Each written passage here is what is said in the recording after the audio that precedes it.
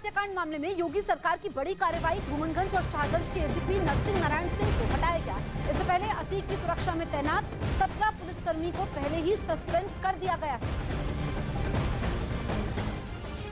चीन की राजधानी बीजिंग के एक अस्पताल में भीषण आग लगने से 21 लोगों की मौत हो गई, जबकि कई लोग इस हादसे में घायल हो गए। आग किस वजह से लगी, इसकी जानकारी नहीं मिल पाई है। लेकिन जैसे ही आग की लपटें अस्पताल में फैलने लगी, वहां अफरा तफरी मच गई।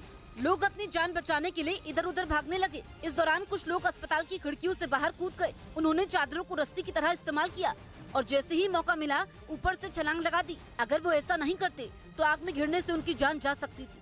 आग लगते ही अस्पताल कर्मचारियों ने 70 से ज्यादा मरीजों को सुरक्षित जगह पहुंचा दिया, जिसके बाद दमकल विभाग को इसकी जानकारी दी गई। बाद में दमकल की कई टीमें वहां पहुंची और उन्होंने कड़ी मेहनत के बाद आग को बुझा दिया। प्रयागराज में उमेश पाल केस में फरार गुड्डू मुस्लिम का घर गिराने की तैयारी है, जिसके लिए 2 नोटिस चस्पा किए गए, जिसमें गुड्डू मुस्लिम के अवैध निर्माण का जिक्र है। ये नोटिस प्रयागराज विकास प्राधिकरण ने उसके घर के दरवाजे पर चस्पा किए, यानी आने वाले दिनों में गुड्डू मुस्लिम के घर पर बुलडोजर चल सकता है। ऐसे में न्यूज 18 जब उसके घर पहुंचा तो उस गली में कोई भी उसके बारे में बताने के लिए तैयार नहीं हुआ। इसी वजह से यहाँ पर देखिए दरवाजा तक लोग बंद कर दे रहे हैं कि गुड्डू मुस्लिम के बारे में किसी को बात नहीं करनी है। मतलब गुड्डू मुस्लिम पर जिससे भी कुछ पूछा गया उसने कोई न कोई बहाना बना लिया और अपनी जुबान नहीं खोली।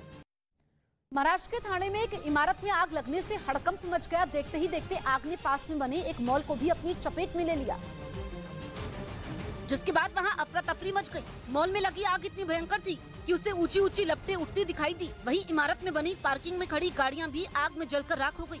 साफ तौर पर आप तस्वीरों में देख सकते हैं कि जो ओरियन बिजनेस पार्क है वो पूरी तरीके से जलकर राख हो गया है। वहीं घटना की जानकारी मिलने पर पहुंची दमकल की टीम आग बुझाने में जुट गई। हालांकि गनीमत रही कि हादसे में किसी के घायल होने की खबर नहीं है। आग लगने की वजह फिलहाल साफ नहीं है, लेकिन शॉर्ट सर्किट की वजह से आग लगने की आशंका जताई गई। इस बीच अमेरिका की कैंसस सिटी में गलत घर की घंटी बजाने पर एक अश्वेत लड़के को वहां रहने वाले एक श्वेत बुजुर्ग ने गोली मार दी, जिसके खिलाफ वहां के अश्वेत लोग सड़क पर उतर आए और इस घटना के खिलाफ प्रदर्शन शुरू कर दिया। उन्होंने आरोप लगाया कि नस्ल भेद की वजह से उस लड़के को गोली मारी गई, जो अपने 2 भाइयों को लेने वहां गया था, लेकिन उसने भूल से गलत घर की घंटी बजा दी। आरोप है कि इसके बाद वहां रहने वाले श्वेत बुजुर्ग ने उसे गोली मार दी, जिससे वो घायल हो गया। इसकी सूचना मिलते ही पुलिस फौरन वहां पहुंच गई। The homeowner was taken into custody.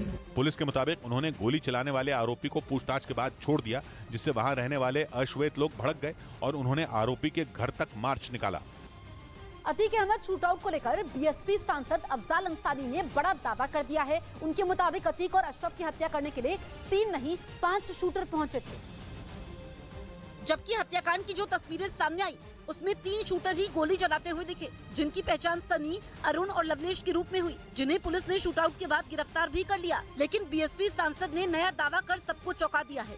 जो असली उसमें जो शूट करने वाले थे ये तो तीनों थे ही, इसके अलावा भी थे।